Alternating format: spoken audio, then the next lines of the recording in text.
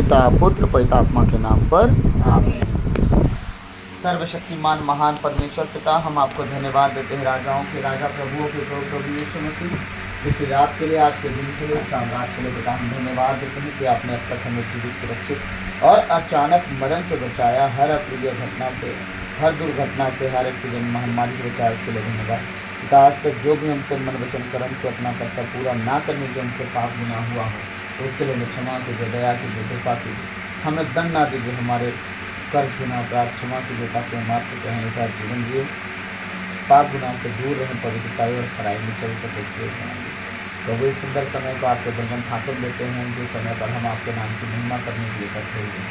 प्रभु आज तक हमसे जो भी मन से, वचन से, कर्म से अपना कर्तव्य पूरा ना करने से हमसे पाप गुना हुआ हो, उसके लिए हमें क्षमा कीजिए, दया कीजिए, कृपा कीजिए, हमें दंड ना दीजिए, हमारे कर्ज गुना अपराध क्षमा कीजिए, ताकि हम आपके कहने अनुसार जीवन जिए, पाप गुना से दूर रहें, पवित्र और खरा जीवन जी सकें, नम्र और दीन बन सकें और तेरी सामर्थ्य को धारण कर सके, उसके अनुसार आगे बढ़ सके। प्रभु इस घर को, अपने इस छोटे से परिवार को आपके बंधन खाते में देता हूँ। प्रभु अपने लहू में हमें छुपाइए, अपने स्वर्गदूतों की छावनी दीजिए, कोई भी दुष्ट या दुष्ट की बातें, दुष्ट अगर हमारे जीवन, हमारे मन विचार, हमारे शरीर, प्राण, आत्मा में काम न करने पाए।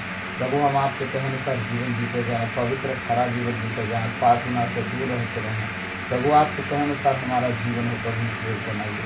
प्रभु जब तेरे भजन और गीत को गाएँ, हमारे जीवन से आपको महिमा मिले, योग बनाइए। और परमेश्वर सारी बातों को आपके चरणों में रखते विनती यीशु के नाम पे मांगते हैं, सुनिए और दया से ग्रहण कीजिए, आमीन। चले हो तुम खुदा के साथ, रास्ता सकरा है, खुदा का थामे रखना, तेरा रास्ता सकरा है। चले हो तुम खुदा के साथ, रास्ता सकरा है, खुदा का थामे रखना हाथ, रास्ता सकरा है। चलो चले यीशु के साथ, आओ थामे यीशु का हाथ, चलो चले यीशु के साथ, आओ थामे यीशु का।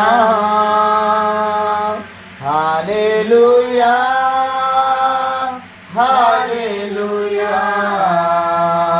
हालेलुया हालेलुया हालेलुया हालेलुया हालेलुया हालेलुया।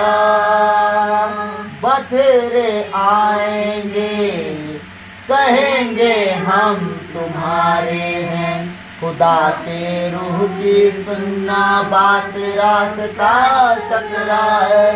दुनिया बहुत से लोग आएंगे जो कहेंगे हम तुम्हारे हैं, हम तुम्हारे समय में साथ रहेंगे, हम तुम्हारे साथ हैं, चिंता ना करो। आपको ढकेलते रहेंगे पर आपके साथ चलेंगे नहीं, जब मुसीबत आएगी पीछे हो जाएंगे। और परमेश्वर के सिर्फ और सिर्फ परमेश्वर की आत्मा पे विश्वास रखना, वो आपका हाथ थामे रहेगा। आमीन आमीन। बथेरे आएंगे, कहेंगे हम तुम्हारे हैं, खुदा के रूह की सुनना बात, रास्ता सकरा है। चलो चले यीशु के साथ, आओ थामे यीशु का हाथ, चलो चले यीशु के साथ, आओ थामे यीशु का हाथ। हालेलुया हालेलुया हालेलुया हालेलुया हालेलुया हालेलुया हालेलुया हालेलुया।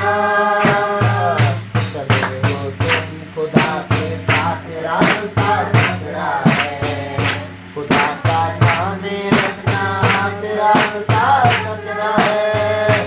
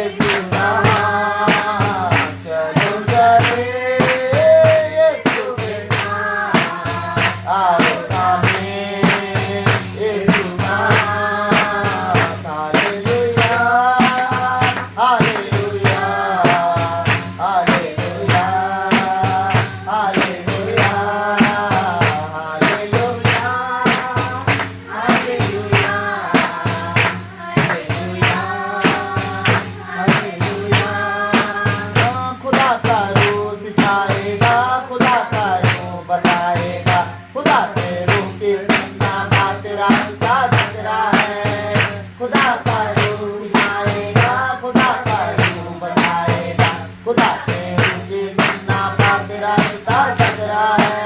चलो चले यीशु के साथ, आओ जाने यीशु का, चलो चले यीशु के साथ, आओ जाने यीशु का। हालेलुया, हालेलुया, हालेलुया, हालेलुया, हालेलुया, हालेलुया, हालेलुया, हालेलुया। खुदा की रहमत तुम पर हो, खुदा की बरकत तुम पर हो, लहू से पापों को धोने रास्ता सकरा है। खुदा की रहमत तुम पर हो, खुदा की बरकत तुम पर हो, लहू से पापों को धोने रास्ता सकरा है। चलो चले यीशु के साथ, आओ जाने यीशु का, चलो चले यीशु के साथ, आओ जाने यीशु का। हालेलुया, हालेलुया, हालेलुया, हालेलुया, हालेलुया, रास्ता सकरा है, खुदा का काम हाथ रास्ता सकरा है। ओ प्रभु पर सवार वो सारा रास्ता सकरा है जिससे तुम जाओगे, और उसमें वो परमेश्वर कहता है धन्यवाद, कभी भी उस रास्ते से प्रवेश नहीं करेंगे। पापी, टोने, ओझा और तंत्र मंत्र, भूत सिद्धि करने वाले और सपूत बिचारने वाले डरपोक कभी भी इस रास्ते में प्रवेश नहीं कर पाएंगे। रास्ता सकरा है, खुदा का सामने रखना हाथ रास्ता सकरा है। रास्ता सकरा है, खुदा का सामने रखना हाथ रास्ता सकरा है। चलो चले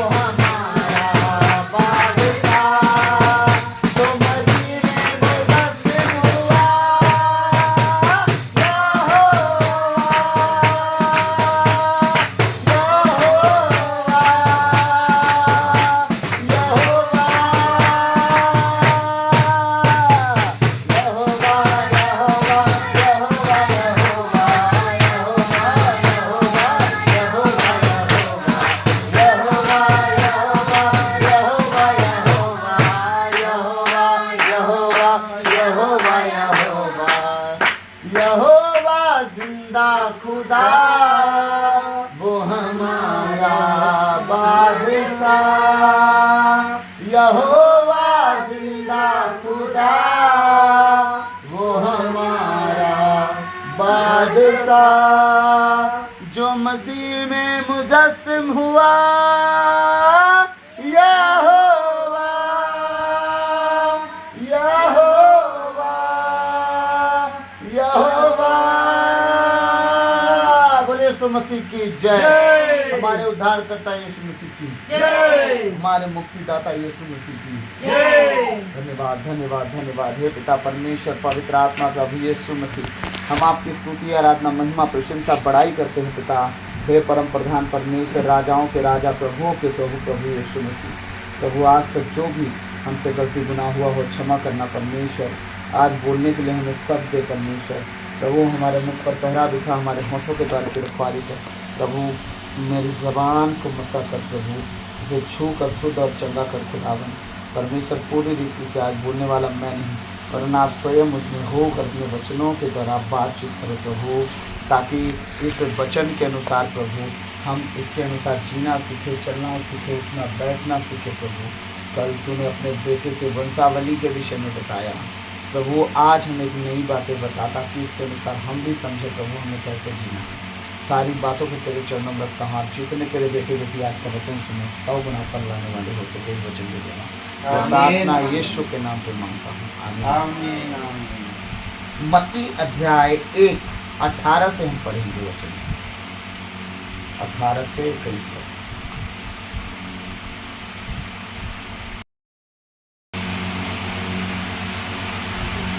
ईसा मसीह का जन्म इस प्रकार हुआ। उनकी माता मरियम की मंगनी यूसुफ से हुई थी, परंतु ऐसा हुआ कि उनके एक साथ रहने से पहले ही मरियम पवित्र आत्मा से गर्भवती हो गई। उनका पति यूसुफ चुपके से उसका परित्याग करने की सोच रहा था, क्योंकि वह धर्मी था और मरियम को बदनाम नहीं करना चाहता था।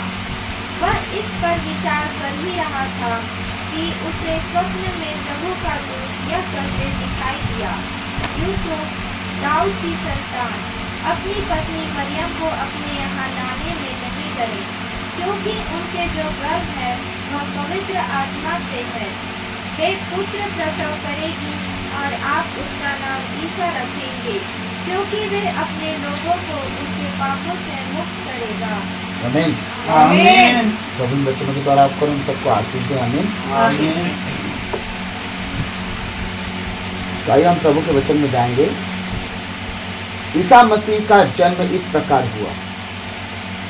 उनकी माता मरियम की मंगनी यूसुफ के साथ हुई थी, परंतु ऐसा हुआ कि उनके एक साथ रहने से पहले ही मरियम पवित्र आत्मा से गर्भवती हो गई। ठीक है, पति पत्नी एक साथ रहने से पहले माता मरियम गर्भवती हो गई। ठीक, आगे बढ़ते। उसका पति यूसुफ चुपके से उसका परित्याग करने की सोच रहा था, क्योंकि वह क्या था?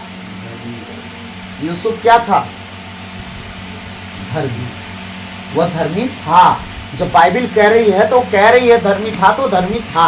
आप उसे कुछ भी नहीं कह सकते, क्योंकि अभी वो प्रमाण भी दे देगा कि वो धर्मी था कि नहीं था। ठीक है, आज के पतियों का प्रमाण और यूसुफ का प्रमाण हम आज देख लेंगे। ठीक है, उसका पति क्या था? वो धर्मी था। ठीक, और मरियम को बदनाम करना नहीं चाहता था। ठीक है, मरियम को बदनाम नहीं करना चाहता था।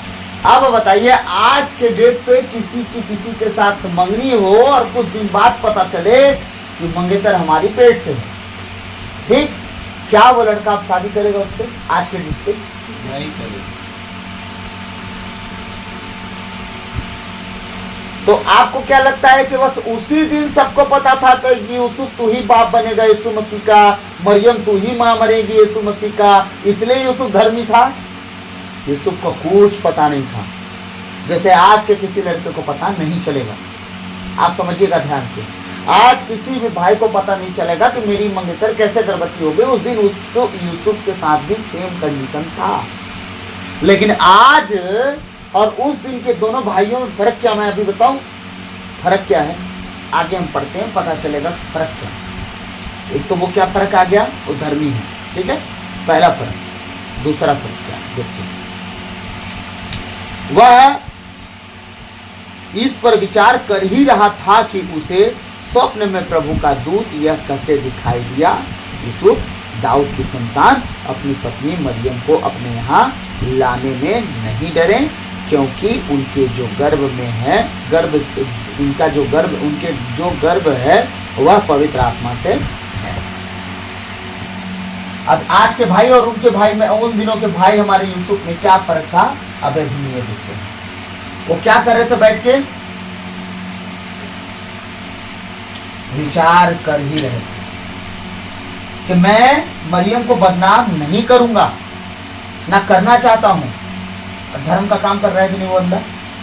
और आज के भाई लोग पहले सास ससुर को फोन लगाएंगे, तेरी बेटी कहाँ गुल खिलाई थी, लपेट रहा है मेरे सर पे, मर रहा है वो पाप, दुनिया भर का बात है ना, मान लीजिए नेगेटिव बात बोल रहे हैं, लेकिन कुछ तरीके ऐसे ही होंगे बोलने के। तो देखिए ससुर जी सासू माँ, आप लोग हम लोग सच्चाई नहीं बता रहे, आप छुपा रहे हैं, है ना, अपनी बेटी की गलती। लेकिन यूसुफ ये सब चीजें नहीं किए, वो चुपचाप बैठ के सोच रहे थे कि इसकी हल क्या निकाला जाए। अगर मैं अचानक से शादी कैंसिल करता हूँ, पूरी दुनिया पूछेगी यार तुम तो बड़ी खुशी खुशी मंगेतर बनाए, इसको मंगनी किए, अचानक से तुम शादी कैसे तोड़ रहे हो। क्योंकि उन दिनों में ना दहेज का लफड़ा नहीं हुआ करता था, काला गोरा का लफड़ा नहीं हुआ करता था। जब शादी मंगेतर बनते थे, एंगेजमेंट होता था, क्लियर होता था।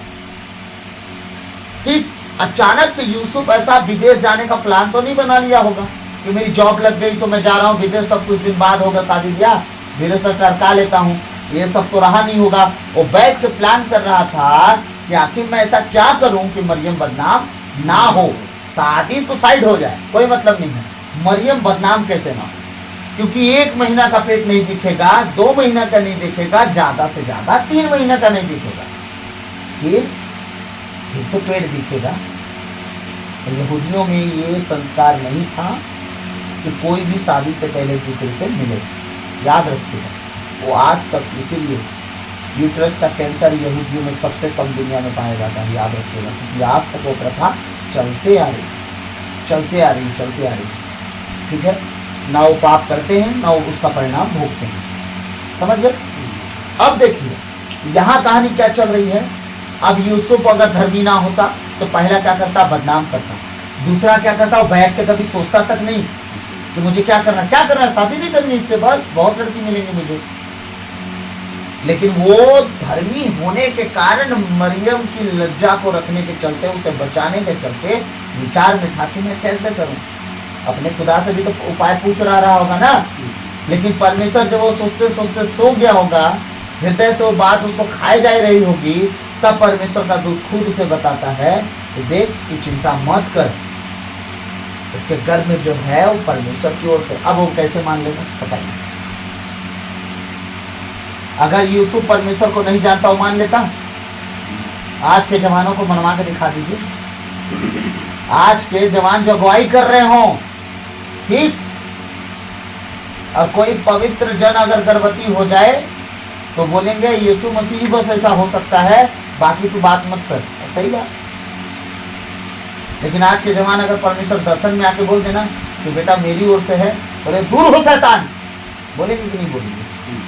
बोलेंगे ना। तो क्या उस दिन यूसुफ के साथ ऐसा होना सही नहीं था?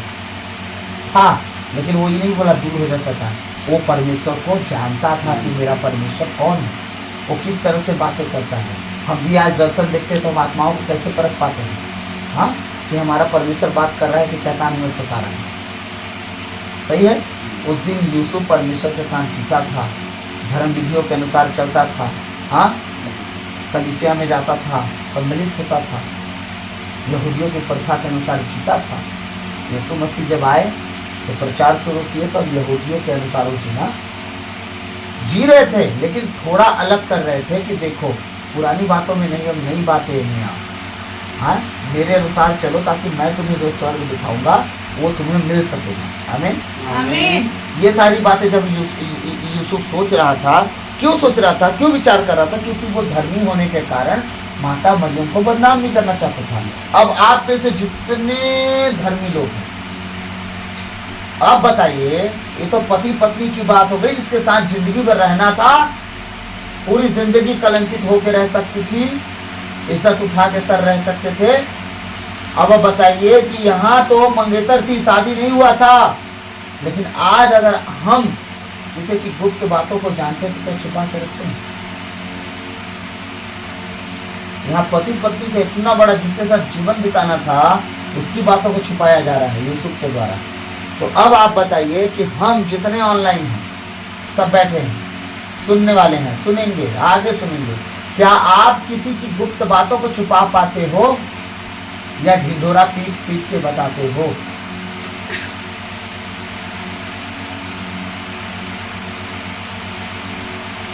हाँ, अगर किसी विपक्ष पार्टी की कोई बात हमें समझ में आ जाए, हम 25 जन को जब तक नहीं बता लेंगे हमें चैन नहीं पड़ेगी,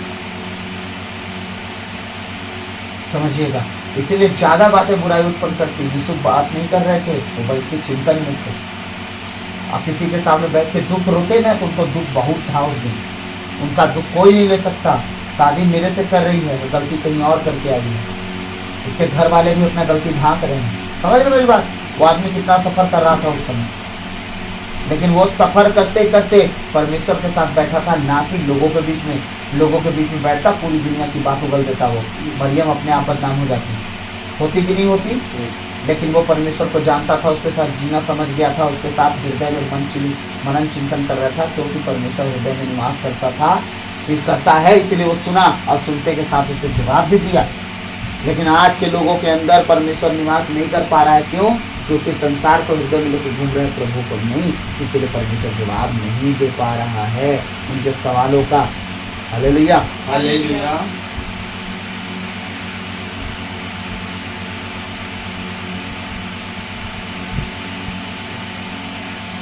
आगे का वचन क्या कह रहा है? यूसुफ दाऊद की संतान अपनी पत्नी मरियम को अपने यहाँ लाने से मत डरिए, क्योंकि उनके जो गर्भ है वह पवित्र आत्मा से है। वे पुत्र प्रसव करेंगे और आप उसका नाम ईसा रखेंगे। क्यों रखेंगे ईसा? क्योंकि वे अपने लोगों को उनके पापों से मुक्त करेंगे। Hallelujah, hallelujah. अब इस यीशु का नाम, ईसा का नाम का मतलब क्या है? ईसा के नाम का मतलब मैं थोड़ा सा बताऊं आप लोग को।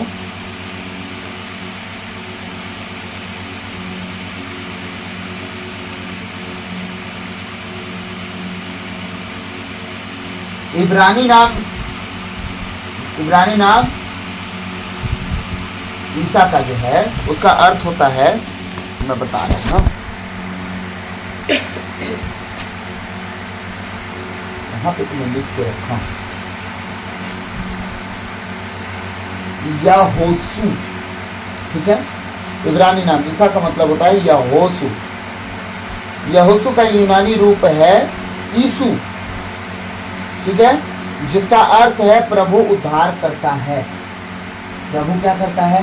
उद्धार करता है। हमारा प्रभु यीशु के नाम का मतलब ही है, मैं पिछले दिनों में आपको बताया उसके नाम का मतलब, चंगा दाता, छुटकारा दाता, उद्धार करता, मुक्ति दाता, चंगा दाता, इतने उसके नाम के अर्थ हैं। इसलिए उसके नाम को लेने से ही लोग चंगाई, छुटकारा, पापों की क्षमा पा जाते हैं। इसलिए सब नामों में, सबसे नामों में ऊंचा नाम, श्रेष्ठ नाम यीशु नाम है।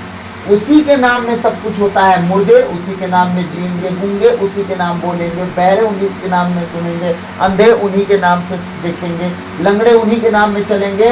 इसका नाम का अर्थ ही है कि एक प्रकार का नया जीवन दे देना। Hallelujah, hallelujah. यीशु नाम का मतलब बहुत लंबा है, एक नाम का एक मतलब नहीं है, बहुत सा मतलब है। यीशु के नाम पे जितनी चीजें होती हैं उसका सारा आप उसका नाम का अर्थ लगा लो। तो समझे कि नहीं समझे?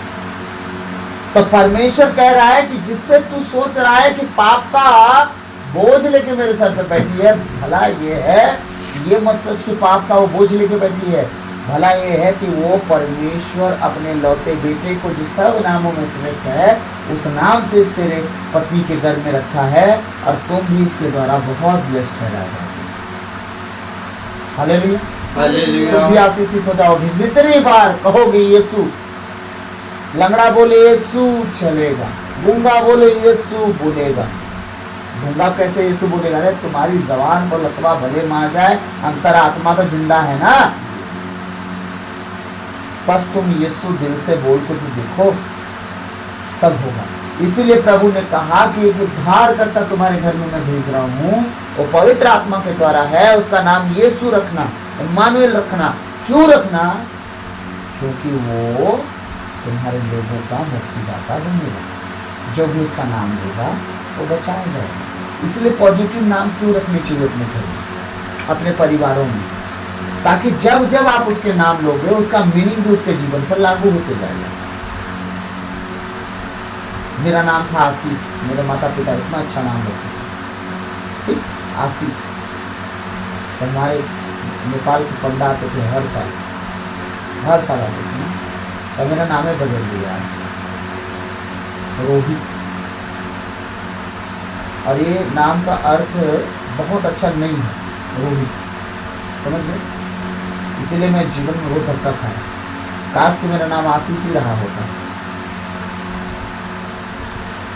और वो चीज़ बहुत व्यस्त होती है, जाने अनजाने में मुझे आशीष देता जाता है, सब कुछ नाम लेते, समझ गए?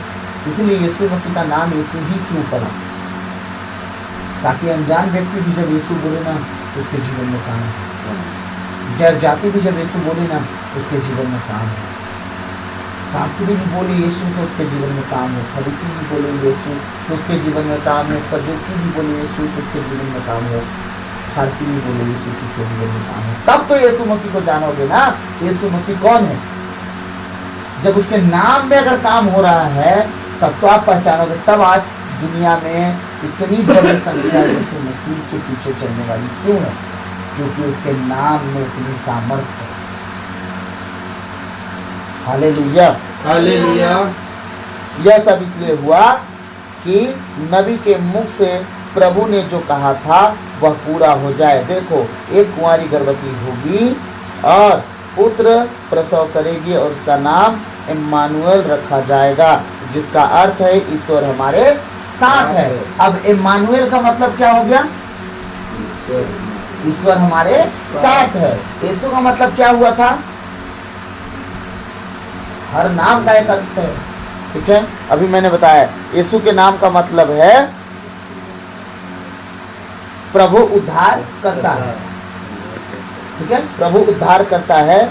क्या ऐसा रखे? क्योंकि वे अपने लोगों को अपने पापों से मुक्त करेगा। समझ गए?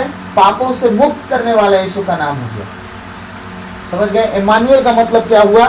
इम्मानुएल का मतलब है ईश्वर हमारे साथ है। तो नाम का अर्थ समझ गए? तो हमारा परमेश्वर देखिए अपने उस नाम से इतना बड़ा बड़ा काम कर रहा है। वो हमारे साथ है, हमारे साथ उद्धार करता, चंगादाता, मुक्तिदाता, सब। आपके घर में जिस बात की प्रॉब्लम है, यीशु, लंबी यीशु का नाम लीजिए, लंबा लंबा लंबा यीशु, लास्ट वर्ड, रुकिए मत, लास्ट सांस के अंतिम सांस तक यीशु। प्रॉब्लम कुछ भी हो, ठीक है? यूसुफ नींद से उठकर प्रभु के दूत की आज्ञा अनुसार अपनी पत्नी को अपने यहाँ ले आया। यूसुफ का उससे तब तक संसर्ग नहीं हुआ जब तक उसने पुत्र प्रसव नहीं किया, और यूसुफ ने उसका नाम ईसा रखा। यूसुफ अगर समझदार व्यक्ति ना होता, अगर यूसुफ धर्मी व्यक्ति ना होता, क्या माता मरियम को अपने घर में लाता? उनसे वो घिन्न करता, चिढ़ता, कुढ़ता, कुछ भी करता, लेकिन वो परमेश्वर की बातों को जान गया, समझ गया, उनके अनुसार चलना शुरू किया, अपने घर लाया, लेकिन उनके करीब नहीं गया। प्रसव पीड़ा होने के बाद, बच्चा होने के बाद फिर वो पति पत्नी के रिश्ते में आया, लेकिन उससे पहले नहीं। कारण क्या था? क्योंकि उससे एक पवित्र जन आने वाला था दुनिया में, और वो आज्ञाकारी बना, मनन चिंतन किया, उसके अनुसार चला। आमीन, आमीन। तो अब हम फैसला लेने से पहले अपने जीवन को माता मरियम की तरह महिलाओं को रखना चाहिए कि परमेश्वर तेरी इच्छा मुझ में पूरी हो। अब पुरुषों को यूसुफ की तरह पेशेंस रखना है प्रतिफल के लिए। आज धर्म ग्रंथ की पुस्तक में यूसुफ का नाम लिखा गया। इससे बड़ी बात कुछ हो सकती थी उनके लिए? वो अपने जीवन में कुछ ना कर पाते, लेकिन धर्मी होने के कारण मरियम के पति ठहराए गए। धर्मी होने के कारण जीवन ग्रंथ की पुस्तक है ये, उसमें उनका नाम लिखा गया। इससे बड़ी बात कुछ नहीं हो सकती उनके लिए। हालेलुया। हालेलुया। इसीलिए ऐसा जीवन जियो के परमेश्वर स्वर्ग राज में, धर्म की पुस्तक में, जीवन ग्रंथ में तुम्हारा नाम चढ़ाए। इसकी बातें, उसकी बातें, इधर की बातें, उधर की बातें करने से, समय बिताने से अच्छा पापों को ढाको और उन्हें प्रभु में आगे बढ़ाओ जितना ज़्यादा हो सके। हालेलुया। हालेलुया। तो प्रभु आज के वचन के द्वारा हम सबको आशीष दें। आमीन। आमीन। अपनी धार्मिकता को क्या करें? हम सब बनाए रखें। आमीन। आमीन। आइए हम अंतिम प्रार्थना में जाएं।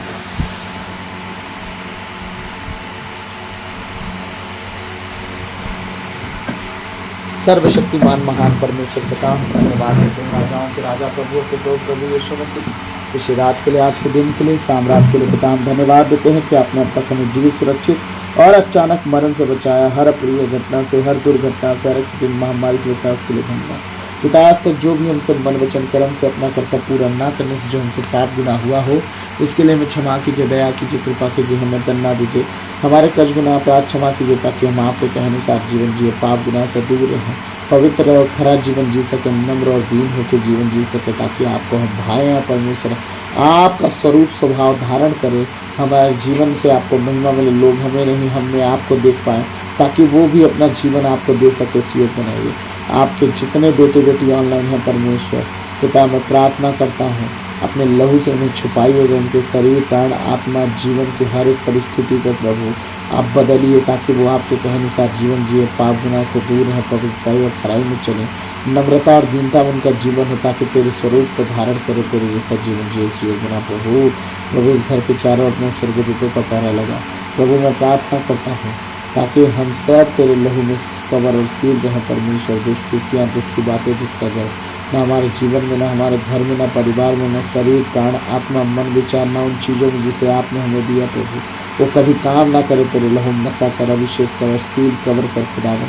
तेरे कहे अनुसार हम जीवन जिए, पवित्रताई में बने रहे परमेश्वर, और तेरे लोगों को रास्ता दिखा सके जिस रास्ते पे प्रभु हम चलने की कोशिश कर रहे हैं। प्रभु हम प्रार्थना करते हैं प्रभु तेरे उन सारे बेटे बेटियों को जिसे परमेश्वर तूने मुझे दिया है प्रभु, उनकी सुधि लेना, उन्हें अपने लहू में कवर और सील करना, पवित्र खरा जीवन जी के तेरे पीछे वो चलने वाले हो सके। इस योग में प्रभु मैं प्रार्थना करता हूँ यहाँ हम सातों के लिए परमेश्वर अपने लहू में हमें छुपा, और दुष्ट की कोई ताकत हमारे जीवन में, शरीर, प्राण, आत्मा में कभी काम ना करे, ना हमारी चीज़ों में जिसे आपने हमें दिया।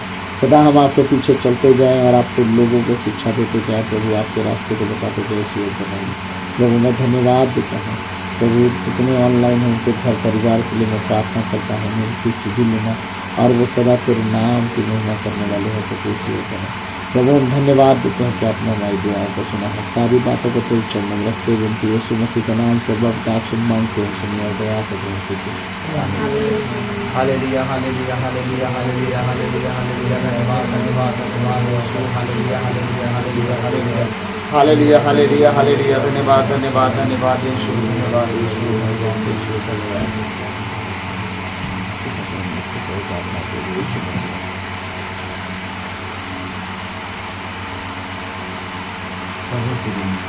हे पिता हमारे, तू जो स्वर्ग में है, तेरा नाम पवित्र किया जाए, तेरा राज आवे, तेरी इच्छा जैसे स्वर्ग में है वैसे इस पृथ्वी पर भी पूरी हो।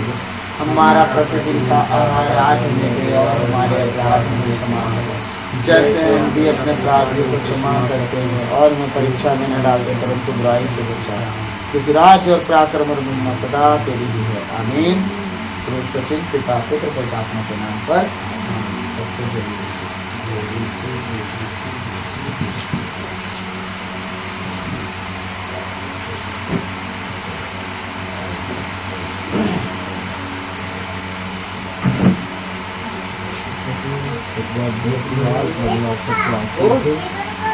सदा बने रहिए, कभी बढ़ते जाइए, पवित्रताई और खराई में चलते जाइए, बाद में से दूर रहिए, और वचन को ज़्यादा से ज़्यादा लोगों तक शेयर कीजिए ताकि आप बचे, आपका घराना बचाया जाए, पवित्र खरा जीवन जी के अपने लोगों तक इन बातों को रखिए ताकि वो सब जुड़े रहें। आज कलीसिया की हालत आप सब देख रहे हैं क्या हो गई है। दुआ प्रार्थना सब तरफ बंद है। प्रभु के साथ बने रहें, ज़्यादा से ज़्यादा बाइबल को पढ़ें और प्रार्थना में बने रहें। प्रभु आप सबको आशीष दे। सबों को जय यीशु। गॉड